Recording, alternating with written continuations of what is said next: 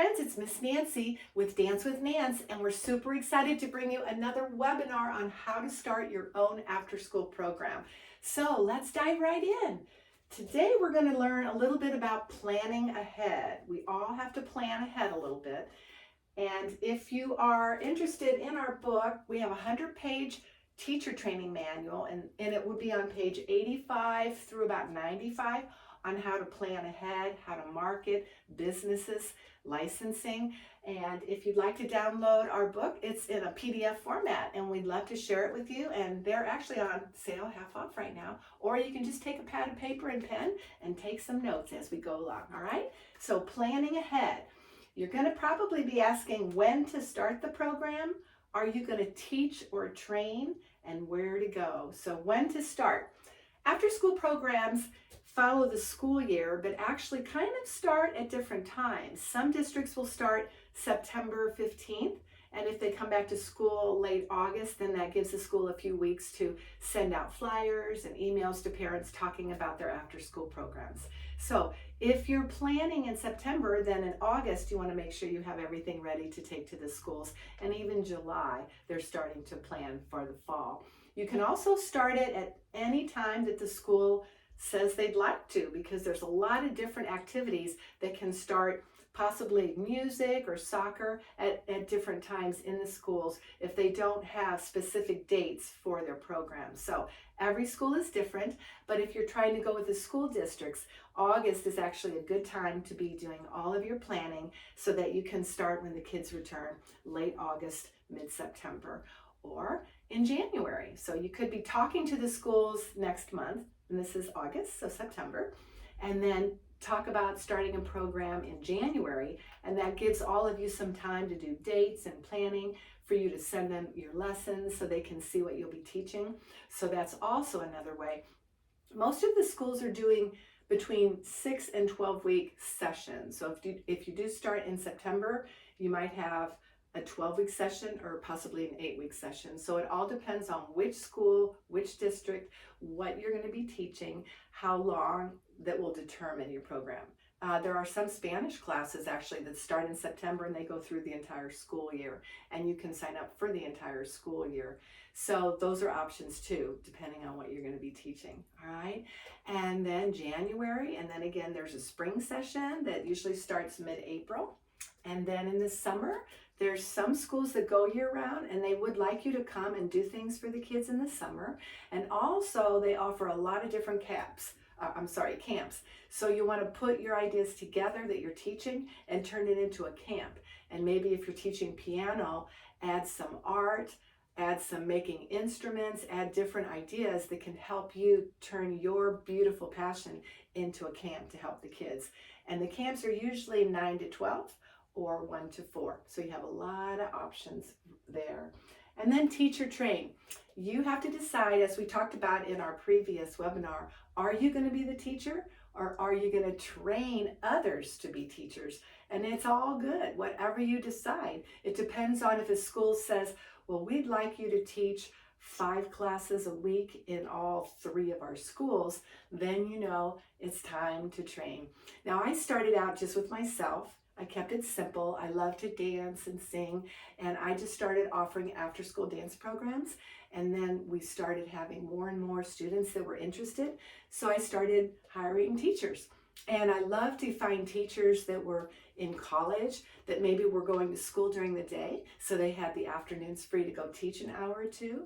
And I always tried to pay them well because I valued them so much, especially with their gifts and the fact that they were keeping all of our students very, very safe. So our book talks about that as well. If you decide you want to download it, it gives you a lot of information on how to help train other instructors and a teaching manual for them. And so let us help you in any way we can with that. All right, and then where to go? Well, I put a lot of different places on where to go here based on the places I went, but there's a lot more. So depending on what you want to teach, here's some of the places I went: recreation centers, preschools, daycares, elementary schools, junior high schools, junior high and high school, churches have programs, YMCAs, boys and girls clubs, after-school programs, athletic clubs, apartments, and community centers. Couple things that I wanted to share with you. I started going to apartment complexes and offering mommy me, daddy me, grandma me, grandpa me, family me classes, and I would bring music and movement classes. So I would purchase instruments for all the kids to use, and then we dance and sing, but either the parent or the guardian or the grandparents stayed. And that was really fun. And we had 20 children with a couple of their guardians or grandparents or mommies and daddies, and it was so fun. And that totaled about 40 or 50 that we would have in the room. So they let us use their big recreation center in an apartment complex, and those are really fun too. And then the apartment complex could advertise that they're offering mommy me classes, and then they just paid me direct as far as the apartment complex would pay me, and then the parents would receive it all free, and it was a benefit for coming to their apartments. And this way they could also help others in the community come over and see the apartment complex in case they needed a place to live.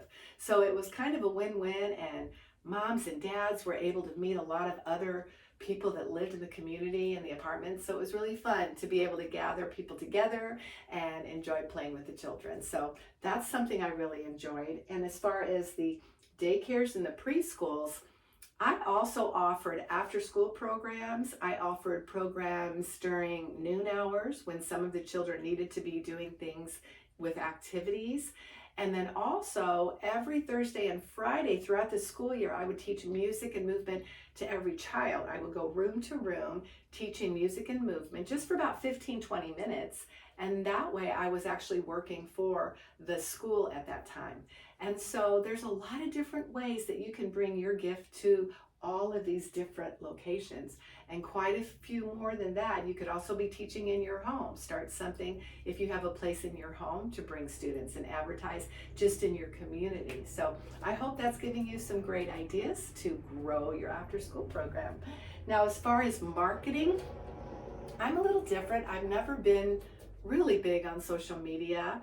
I try to do a few little things for my friends on Facebook, but other than that, these are the 3 ways that I've grown my program the last 30 years. Always starts with my friends. My friends know how much I love dance. I do musicals and music and instruments. And so my friends, I will tell them I have a couple days free. I'd like to be able to help others at schools or preschools. And then they usually tell me where their kids are going to school, that they might be looking for an instructor, or they know of someone. So it's usually friends, or they're referring other friends that might have children that talk about, oh, we could use a program like that in our school. That's basically how this program has worked for me. And the schools, any school around me, I've probably contacted them with a little flyer or emailed them a little bit to say, here's a free book that I've just written. Like, this is one of our books that I wrote. It's called Grammy and Me, and it has songs and dances and the words to all the songs and some really beautiful illustrations.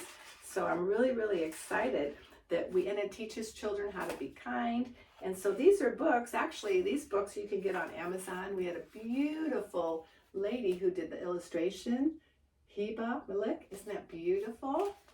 I'm so excited that we were able to put a book together. And then I ordered extra books, and I gave these books to the preschools all around where I live. And then the preschools could then also go on my website and sing the songs with the children at Dance with Nance. So with these things in mind, then the schools started knowing a little bit more about me, and then they contacted us to have some after-school programs. So that's pretty cool. So there's a lot of different ways. Again, marketing nowadays can take in your Twitter or Instagram or all kinds of different things. But for the after-school program and for the personal touch that I want to give to schools, I would market to your friends and referrals that they give you, and talk to the schools direct, and kind of start locally around so they know who you are, because that's always nice too if you've just been locally involved in some schools. All right, so let's touch base on legalities. Legalities are going to be different for every city that you live. And since I'm not sure where you're all coming from, it's really a good idea for, first of all, to have the school tell you. So a school will say, all right, you can come in as an independent contractor and you're responsible for your own taxes, and we will just pay you direct, and you'll fill out a 1099. So those are miscellaneous forms that you can download on any government website, and then the school will tell you that that's what you need. They'll also tell you, I believe every school now, you'll have to get fingerprinted. Some of them will pay for that, and some of them will expect you to do it, but it's worth it because you want to be able to bring your gift to students. And so most of my schools, those are the legalities. Some of them require a business license, and so you go to your city, and that's why I put, sometimes you'll have things in the city that you need to do, and we have a city license to be able to teach after-school programs in different locations. And very moderate pricing too. It's nothing that is overwhelming financially. So, but it's important to make sure you're doing everything that you need to do, all right? Or the government will tell you, if you're going to hire employees, then you'll need to go to the websites. They're all listed in our book as well, to make sure that you're doing everything legally when you hire employees, as far as being able to pay them, and make sure that you have everything legally ready for all your employees when they start as well. All right, so those are things to check in your city, and there's so many helpful websites for that. I would just go to government and see everything that they have to help you. All right, and then what to charge. Well, this is probably one of the most important things because there's so many areas you need to address.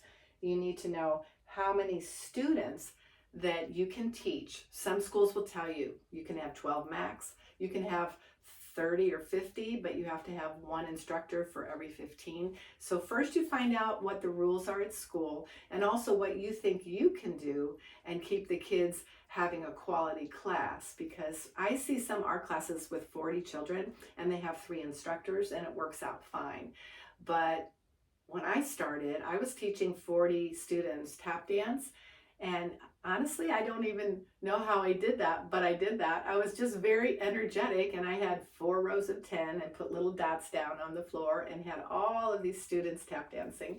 And so now I think, wow, that would be a lot of students to try to accommodate. And honestly, I would not do 40 tap dancing anymore, but I would have other instructors that would come and help me. And we have done that. Once I reach 12 to 15 in some of my schools, they will require a second instructor, and then I will hire a second instructor, or I'll just limit it to how many the school requires for one, and that works out fine as well. And so that's one thing to think about. And the other thing to think about is you want to add scholarships into your program. You always want to be in service. You want to help students that the school knows that it could help them with the after-school program, but they just don't have the finances to do it. So I try to have at least 2 or 3 scholarships. And if you need to, then you need to build that into your minimum amount of students. So if you need 12 just to pay your expenses and to make what you need to make every day, then change it to a 14 minimum, and then that helps you offer a couple free for children, because that's so important. And then rental fees. Some schools will have a set rental fee. They'll tell you to tell them what is the per person per hour fee, and then they tell you add another 20% for our rental fee, or 30, or they will add it on when they advertise it. So those are all things you need to take care of as well, because you want to make sure even with their fee you're keeping it affordable. And every city is different. You know, we live in San Diego. Things are a bit more costly here. So most of the classes, that if you go to a dance studio right now, it's probably about $20 to $25 for a class. So I try to keep my classes under 20, unless I have supplies that I'm making different things for kids. But if your class is $20 and you don't have any other fees, then you have 10 students in the class, then you will make $200, and your only expense would be making sure that you have a few children that you can include to be of service. And it won't really cost any more, but you want to make sure you add that in unless you have to have an instructor. That's when you'll have additional fees. And the other thing is paying taxes, because unless they're taking taxes out, you'll be an independent contractor responsible for your own taxes. And again, you can come and visit Dance with Nance. We have our 100-page PDF manual. Love to have you download that so that you can go in depth of all of the different legalities, and it has calculations on what to charge and how to add in all your expenses. And so those are things to think about as well. And then the other thing is your expenses. Now, for me, when I teach dance, the expenses mostly are my time to choreograph and to pay for a license to use music, unless I'm using my own, and pretty much we use our own now. So those would be my expenses.